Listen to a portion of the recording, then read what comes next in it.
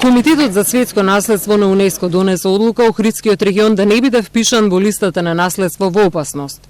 Но УНЕСКО и даде рок на општина Охрид до февруари наредната година да ги спроведе препораките за заштита на природни богатства, да состави нов извештај за зачувување на имотот, кој ќе биде разгледуван од Комитетот за светско наследство на 44-та сесија во 2020 година. Ние сторивме се што можеме во битката Охрид да остане под закрилата на УНЕСКО и ги презентиравме фактите затоа што се презеде оваа влада во желбата да ги санира состојбите.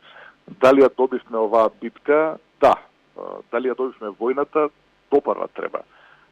И затоа уште од утре треба сите чинители во државата да преземат конкретни одлучни чекори за заштита на Охрид, бидејќи ако тоа не го сториме, тогаш него ни заслужуваме Охрид. Регистарот на дивоградби, што на барање на УНЕСКО го изработи самата општина во Охрид, покажа над 1000 дивоградби. 409 се лоцирани во заштитен појас на крајбрежјето на Охридското езеро, во потегот на Националниот парк Галичица и во стариот дел на градот.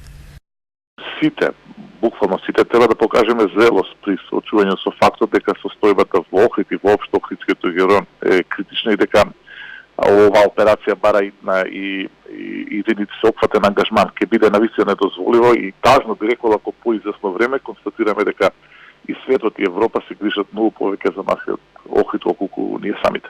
Во 2017-та реактивната мисија на УНЕСКО утврди сериозно загрозување на заштитеното природно и културно наследство во Охридскиот регион и испрати 19 барања за подобрување на состојбите. Целосно се исполнети само 3.